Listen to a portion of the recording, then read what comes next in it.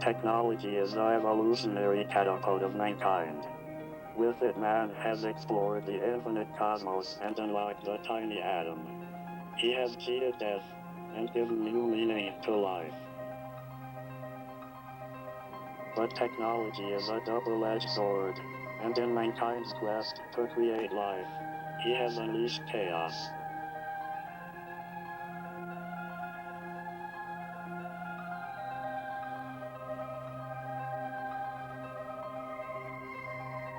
One such instance of technology turning on its master occurred at the University of Michigan. The University of Michigan has aided greatly in the advancing of the technological capabilities of man. Its students and faculty have conquered many human diseases and harnessed pollution-free energy. Yet among these intelligent people, there exists a Frankenstein. It is referred to as the Crisp Lady.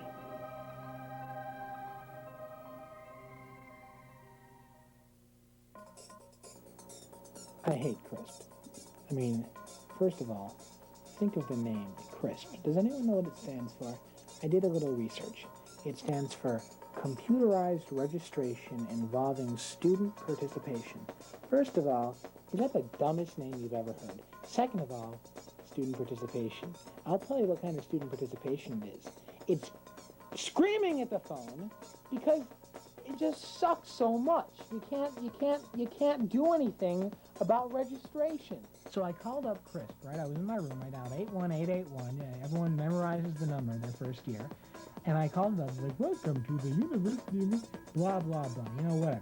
So I go through it, and it's like, You are registering as LSA. If this is not correct, press 1. Damn it! Now, if there was ever something that is so counterintuitive, it is the if this is not correct, press 1. Because who the hell's going to press 1 if it's not correct? It's like, you press 1 if it is correct. If this is correct, press 1. The way U of M is doing it is going against everything that I've ever been taught, ever. And, frankly, it started to annoy me right there. I mean, I don't know about this crispy lady, but I do know that at Eastern, we eat a lot of Crispix cereal.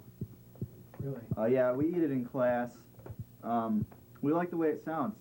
Helps the learning environment. Also, I also eat Rice Krispies, Rice Krispie treats, salmon, and what else do I eat? Let me tell you, the only thing I hate worse than the Crisp Lady is the exhaust that comes out of those buses while I'm trying to ride my bike past the bus station place. I mean, that's the only thing I hate worse. But the thing is, that's sort of avoidable. I can just sort of ride away from the bus stations. But Crisp Lady, everyone has to go through it. I eat a lot of steak, sometimes pickles. The university has a monopoly on registration, and as long as there's no competition, the university is going to continue to screw their students because they can, because, who's going to challenge them? I like dill pickles. I don't like those sour pickles. They've got to be kosher dill. They're the only ones doing it. It's big ITD. It's Big Brother. They're the only ones, and I'm worried. They created CRISP in order to rule this campus in an evil manner and corrupt the minds of the students and faculty, and eventually lead to world domination. I was a freshman. I was 18 years old. I had come to college seeking an education. Like my father before me, I wanted to produce snuff films. And as this university has the best program for snuff film production, I came here. Now, I'm not a smart man, but I figured I could handle it. I believe it was 8188. A voice spoke to me, like a siren calling out to a sailor on the sea. And as I recall, she asked me to enter my student ID number. And I did. And then she asked me to enter my password. And I did. And she allowed me to register for these classes. And at the end, she had informed me that I had actually registered my soul with Crisp, and that it was no longer mine. It was at that point that I felt it ripped out of my body. And to that day, I've been trying to get it back. I tried to disenroll, but they informed me that there would be a $75 charge for early disenrollment. I didn't have the $75. So instead, I joined CIA.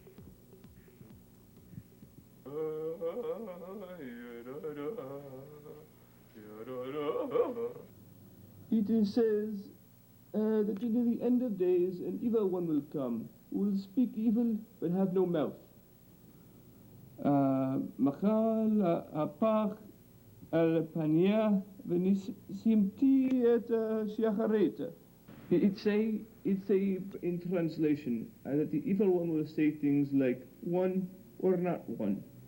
If not one, is very bad. So I think this obviously means if it is not correct, press 1. Our mission is to stop the evil powers of CRISP by any means necessary. We have operatives carefully placed in various offices and facilities around the campus. They are our eyes and ears. We have found out what their ultimate goal is. Which is? Total annihilation. The universe. They feel the best way to dominate the universe is to destroy it and remake it in their own image. I'm sure that the world's going to end. Whether it'll be by this conspiracy or not, I'm not sure. I kind of hope so. I got a lot of debt that I'm in and taxes and stuff that I haven't been paying.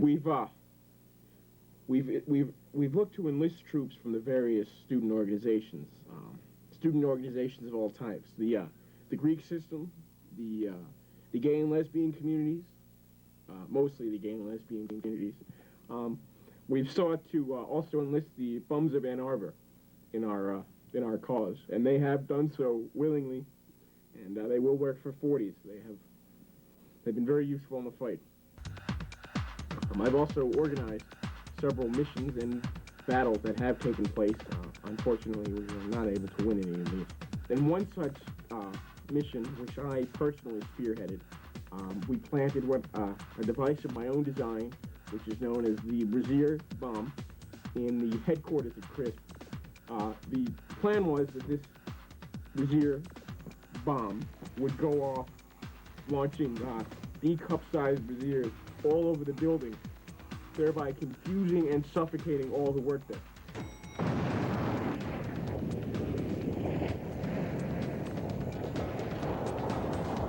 Unfortunately, the bomb discharged in our headquarters.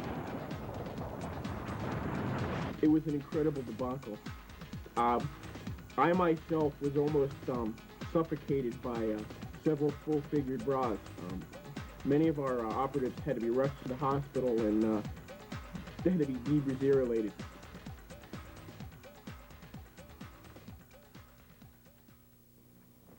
Some people have speculated that there's a conspiracy, that ITD is somehow related to the Germans and to their failure in World War II. Do I buy that theory? Do I subscribe to that theory? I don't know. I mean, it seems plausible. That's what I'll say. It seems plausible. I'm not going to deny that. One thing for sure, if those Germans are involved in the conspiracy, I'll be the first one to take them all out, each one on my own. Really? Yeah, I don't get with this conspiracy crap. Conspiracy my blue balls. I am the original CRISP lady. I was actually a student here in 1973, and during the winter semester of that year, I was kidnapped by ITD officials and shipped off to Berlin, Germany, where I was kept under house arrest in an underground bunker. The technological agents at the time recorded my voice and mutated it to create what is now known as the CRISP lady, used for University of Michigan class registration. If the government has taught us time in and time again, it's that they're going to take away our rights. And I've seen this before. They monitor you through the phone. It's classic Big Brother. Pretty much, I was taken against my will. I feel very violated, and now I have to live incognito. You know what? I don't know this crisp lady. I've never met her. I've never seen her. But her voice is ingrained into my head. And if I ever hear that voice on the street, she's going down. I'm serious. I'm going to kill her. I'm going to kill her. My life has been threatened many times by disgruntled students at the university, and I fear for my life every time I leave the house. I've had to invest in personal bodyguards and in many elaborate home security systems. I don't feel that I've been treated right by the university, and I demand compensation. However, I feel that can never happen as the university still is denying their kidnapping of me in 1973. I feel that ITD has been monitoring our DNA for the past 50 years in attempt to build a super race of humans to take our rights away. And I think that CRISP is an example of ITD extracting DNA, possibly through the phone system, for use in genetic laboratories. It was all Gerhard's idea. I had nothing to do. The Stasi didn't believe that they could trust the Americans. And they began this new operation called Black Wolf in the United States. The idea was that we seize the college campuses and turn them into bastions of liberal socialism. And from then, we will spread out across all of the United States. And soon, the entire world. But Hitler, the Führer could not do. All of this would have been ours. And then we could have wiped out everybody. Frickin' Germans, I don't know. They're always up to no good. Up with their weird language, their fancy uniforms. I don't know about Germans at all, except for that they bother me. Was ist das? It's my camera for when I do interviews. Camera! God! Bring the wolves! No, it's not on. It's not on. If there was a conspiracy for real, I'd probably seclude myself somewhere safe, like Kmart or Kroger's, one of the corners of the store. Those buildings seem to be built pretty good, and I'd probably be in the pillow section. I don't know. You never know where a conspiracy's gonna go. I'm affiliated with several local militias, and we've stockpiled various supplies, beans, beers, guns. In case the government tries to take away our rights, we're prepared to fight back, possibly by destroying all technology, also by broadcasting anarchist signals over the radio for people to listen to while they're driving past our house. As a guerrilla army, we must take our weaknesses and turn them into strengths. For instance, we're small and they are big, but you might say that we're mobile and they're static. They're intelligent and we are retarded, but you just might say that they are well organized and we're crafty. You see, these are our armaments: braziers, coleslaw, Nerf balls, Play-Doh. They have things like money, riot gear, well-trained police officers.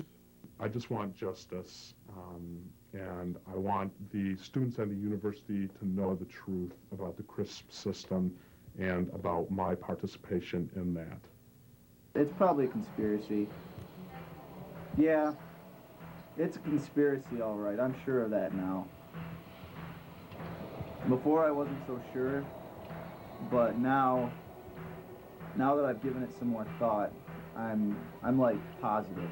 How else can you fight convention without using unconvention or disconvention or Star Trek convention? Talk without a mouth. Very, very bad things. Talk without a mouth. This is what will happen. It's possible. It's predicted. It will happen. Well, I don't know what the hell they're going to do. They got to do something because it's bad. The cause is universal. it stretches far out from this university. It has implications that will affect the world as well as the universe. We must ask ourselves one question. Is it worth it? Are we strong enough to overcome the demons we create with the splendor of technology? Or are we doomed to destroy ourselves?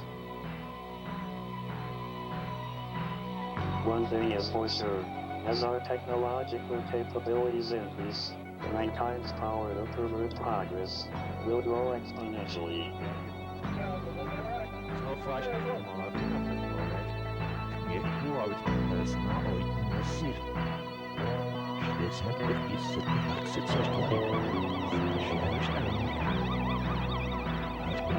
What shall we use to fill the empty spaces where we used to talk? How shall I fill the final places? How should I complete them all? I'm just a newborn stranger in this town. Where are all the good times? Who's gonna show this stranger around?